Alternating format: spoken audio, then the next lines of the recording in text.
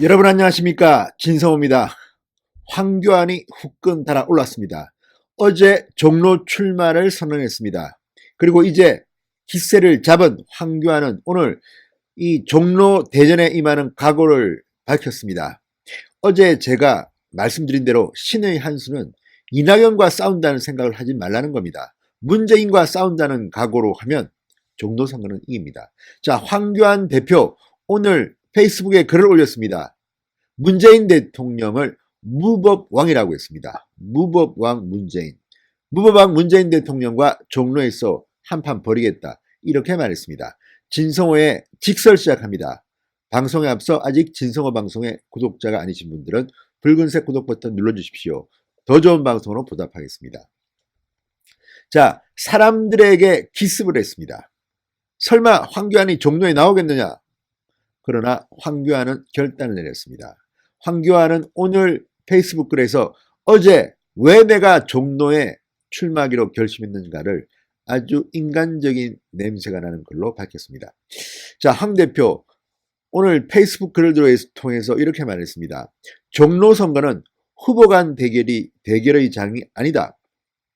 무지막지한 무법왕 문재인 대통령과의 대결이다. 정권 심판론을 띄웠습니다. 자, 황교안이 종로에서 문재인 정권 심판론의 바람을 잡겠다는 이야기입니다. 황 대표는 종로를 주목해달라. 종로 선거는 후보 간 대결의 장이 아니다. 경제와 민생을 무너뜨린 무능의 왕국 문재인 정권과의 한판 대결이다, 이렇게 말했습니다. 자, 황교안 대표 종로 출마 소회를 이렇게 설명했습니다. 정치를 시작하며 너무나 어두운 길을 걸었고 그 길 위에서 제 부족함을 깨뜨리기 위해 결단을 거듭했다. 죽기를 각오하고 단식을 할 때 비로소 제가 어디로 가야 할지 그 길이 명확하게 보였고 두려움이 사라졌다고 말했습니다. 자, 황 대표 단식을 하다가 세브란스 병원에 실려갔습니다. 그때 황교안은 상당히 정직하게 단식을 했습니다. 다른 단식자들과 달리 추운 땅바닥, 맨바닥 위에 서서 모든 사람들이 보이는 데서 단식을 했습니다.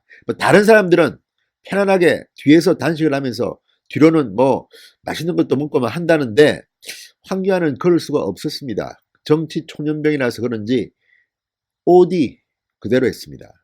그때 아마 공포도 맛봤을 테고 죽음의 심경도 맛보았을 겁니다. 그 초심으로 돌아가서 황교안 대표 죽기를 각오한 것 같습니다. 그러니까 안 된다 말리는데도 종로를 결국 선택한 것이겠죠.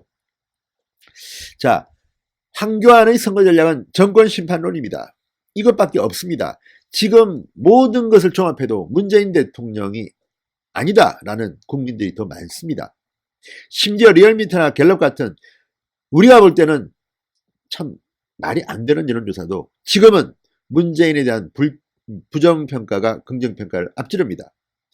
종로는 대한민국 정치 1번지라고 불려왔습니다. 대통령이 거기서 3명이 나왔습니다. 자, 이런 종로 1번지 이낙연 전 총리가 먼저 선점하고 선거운동을 시작했지만 이거 아무것도 아닙니다. 이낙연 전 총리는 지하철 타다가 망신만 당했습니다. 서민 코스프레 한다고 비판받았고 서초동에 있는 집 때문에 물의를 빚었습니다. 부동산 카페에서 많은 사람들이 이낙연 전 총리를 비판했습니다. 자, 이낙연 전 총리 집을 팔았답니다. 그런데 17억 원가량 이득을 봤답니다. 앉아서 17억 원을 벌었다고 합니다. 자, 이런 가운데 황교안은 좀 늦었지만 이제 출마합니다. 황교안의 상대는 결코 이낙연이 아닙니다. 문재인입니다. 자, 황교안 대표는 계속해서 글을 썼습니다. 가장 낮고 가장 험난한 길이 저의 길이라는 것을 깨달았고 이번 총선에서 험지보다 더한 험지에 가겠노라 여러분께 약속했다. 결국 그곳은 문재인 정권과 가장 가까이에서 가장 강력하게 싸울 수 있는 곳이어야 했다. 자, 청와대가 어디 있습니까? 종로구에 있습니다. 청와대가 있는 종로구에서 문재인 대통령과 가장 가까운 곳에서 정권 심판을 외쳐야 합니다. 무능과 부정한 권력에 맞서 싸우고 새로운 시대 정신을 만들어가는 주체야말로 진정 대한민국의 자유민주 시민이다. 종로에서 치솟는 힘과 뜨거운 저력을 보여드리고 반드시 승리하겠다고 밝혔습니다. 자, 황교안 대표는 오늘 특별한 일정이 없다고 합니다. 아마 종로구, 처음 맞닥뜨리는 종로구라는 새로운 세상에서 어떻게 선거 전략을 짤지를 생각할 겁니다.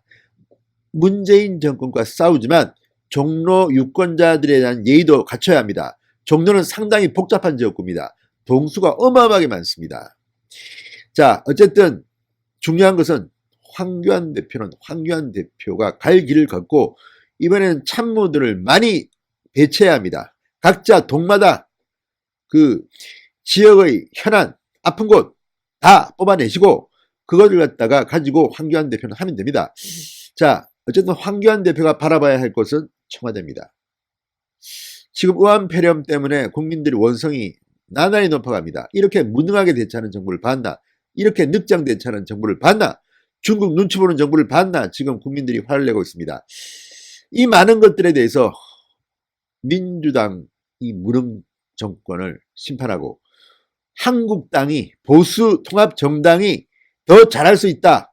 대한정당으로서의 가능성만 보여주면 종로는 큰 차이로 넉넉하게 황교안이 이길 것 같습니다. 이낙연 신경도 쓰지 말고 이낙연 이야기도 꺼내지 마십시오.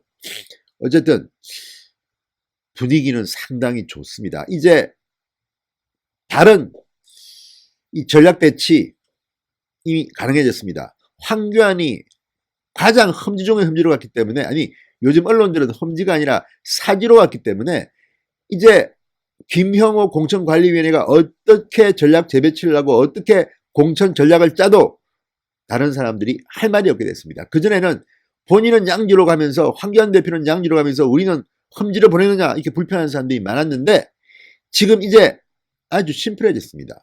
더 이상 힘든 데가 어디 있습니까? 황교안이 본인의 정치 생명을 걸었습니다. 희생을 했습니다. 이런데 어떡하겠습니까? 이번 선거는 단순히 뭐 지역 유권자들한테 눈 많이 맞추고 악수 많이 하는 사람이 되는 선거가 아닙니다. 문재인 정권을 심판하는, 대한민국을 구하는 선거입니다. 황교안이 선두에 섰습니다. 보기 좋습니다. 황교안이 오늘 페이스북 글을 보면 일단 기세를 잡았습니다. 민주당 너무 조용합니다. 요즘 공천에 대해서 한국당은 폭발하고 있는데 민주당은 너무 조용합니다. 오히려 물갈이도 안 되고 현역들 나오는 곳에 다른 후보자들이 나오지도 않고 이러다가 민주당은 총선에서 정말 망하겠습니다. 진성호의 직설이었습니다. 여러분 감사합니다.